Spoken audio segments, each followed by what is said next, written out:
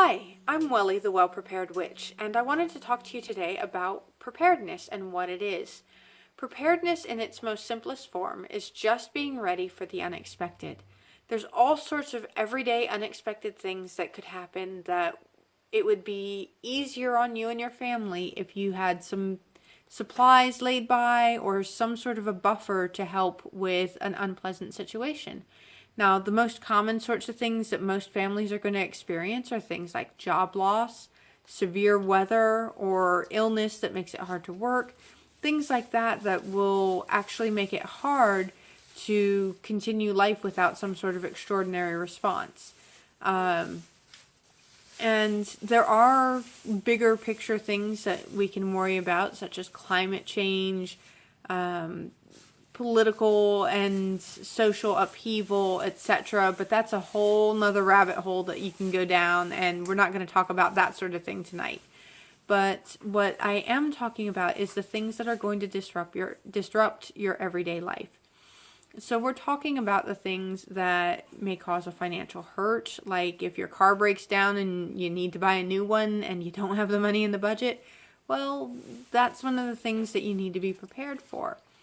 There are a lot of different levels you can prepare too. You can do it financially. You can do it by putting by food. You can do it by storing supplies.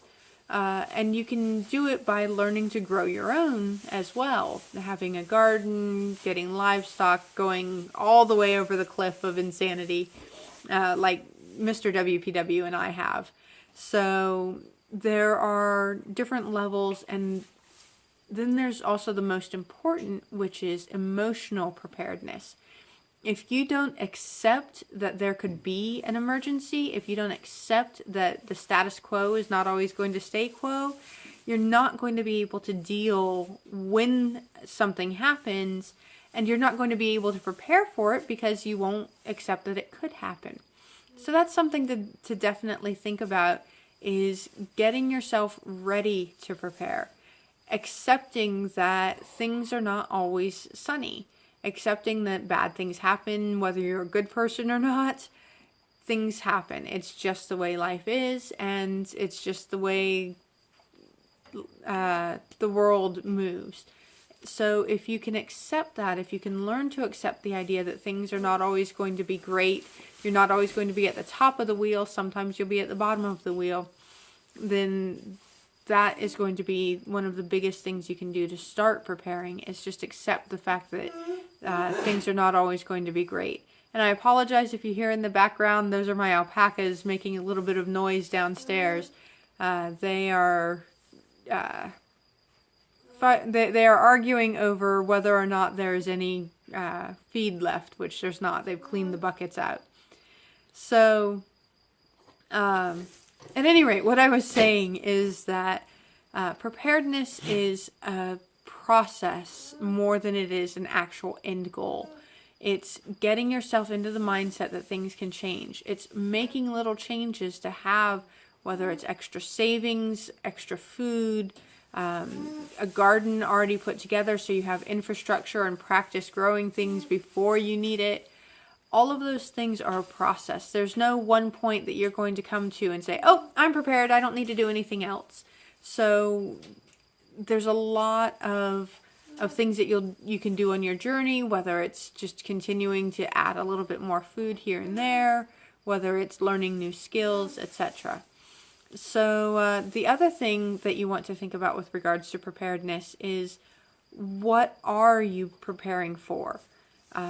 I talked a little about some of the most common things, whether it's a job loss or a storm that leaves you without power for a week. What is it that you think the most likely scenario for your family is going to be? I mean, if you live in Wyoming or Colorado, you're probably going to be dealing more with snow. Whereas if you live in Florida, you're probably going to be dealing more with hurricanes when it comes to weather events. So there's not one thing that across the board everyone can do and they'll be entirely prepared. It's going to depend on your situation. If you're the only breadwinner and you lose your job, that's going to be a much different situation than if you have someone else who is also a breadwinner and able to bring money into the house. So your situation is going to influence how you prepare. So this has been just a really quick overview of what preparedness is and some of the things to think about. I'll go into things in much more detail and talk about some of the things that we've done to prepare, some of the things that we've done just because I'm something of a fiber addict, and it's almost cheaper to have fiber animals than it is to support my yarn habit. But we'll go into that in future videos, and we'll get more information. So I hope you enjoyed this little quick brief overview, and thanks for taking the time to watch.